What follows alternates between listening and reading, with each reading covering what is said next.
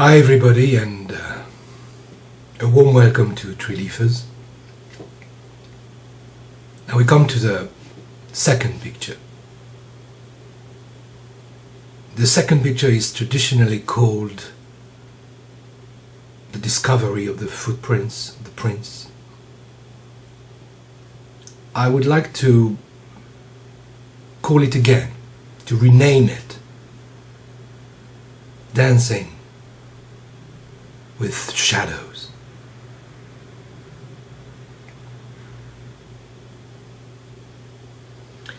Now, when we reach that stage, or when we get into that kind of mind, we have a path to follow. We clearly have a practice, and we start to follow a particular body of teachings. We listen to a teacher, we start to sit, we sing sutra. But at this stage, we are basically still hunting, tracking.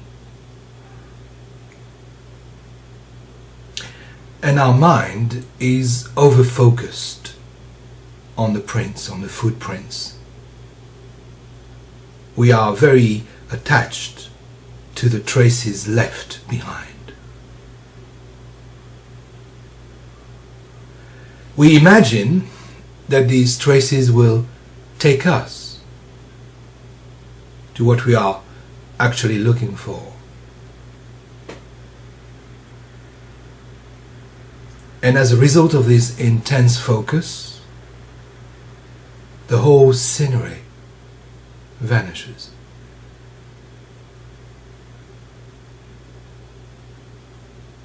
It happens anytime we are over concerned and overdoing something.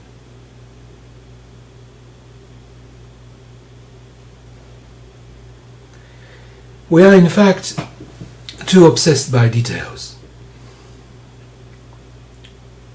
We worry too much, of course, and we miss the whole view. In order to appreciate the view, to taste the view, to gently enjoy simply being there, all we need to do is to soften the gaze.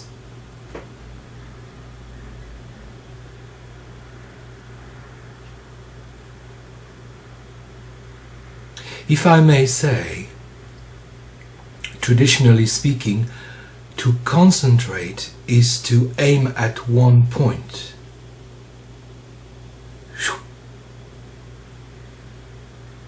Well, in Zazen and in our practice, to concentrate is to reverse this triangular gesture, this pointed gesture, and to open up.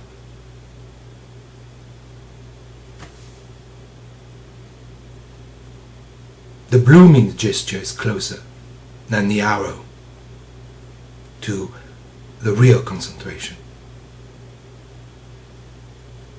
In our tradition, the gaze in Zazen is called the gaze on the distant mountains. It just is a gaze all-inclusive, a gaze that doesn't pick up and choose. It's always accepting, is not fixed. This gaze is a gaze of mushotoku. No end gaining, no goal, no aim. The prints in the snow are not showing a distant reality, something beyond the mountain, beyond this present moment.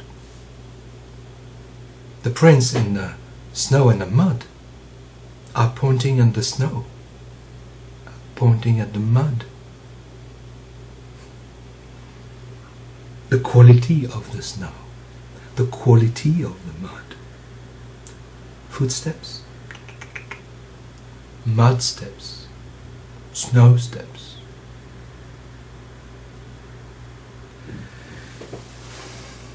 The prints seen as they are invite us into the vast space in which they arise, in which we arise.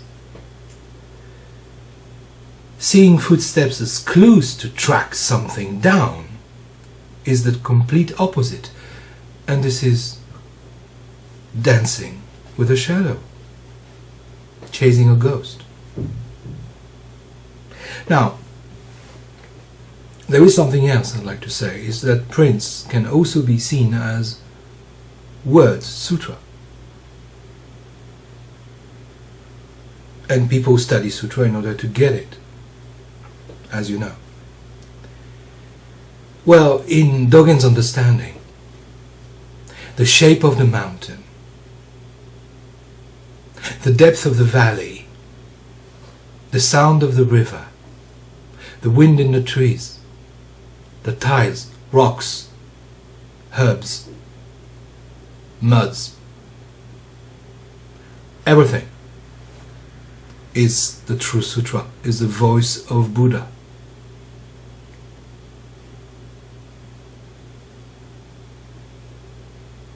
And in a similar way, the very sutra written words are indeed the voice of the Buddha as well. The shape of the mountain, the depth of the valley, the sound of a stream.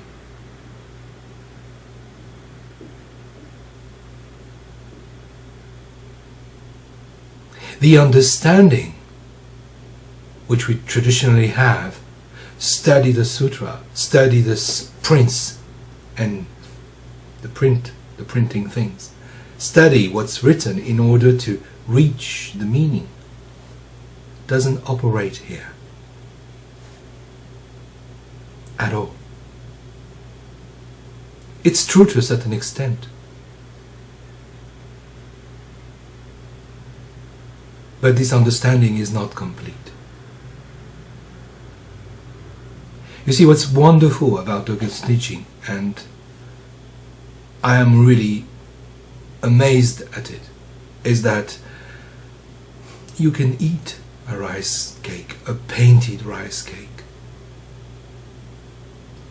Is that the finger pointing the moon is the moon itself, is the reality.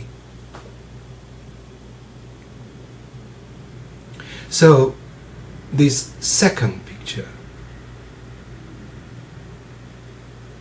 tracking,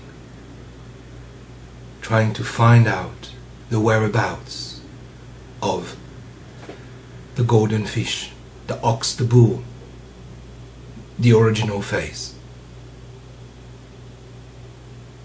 All these things are but an illusion. If you bump into traces and prints, and we do every day, enjoy them and relax.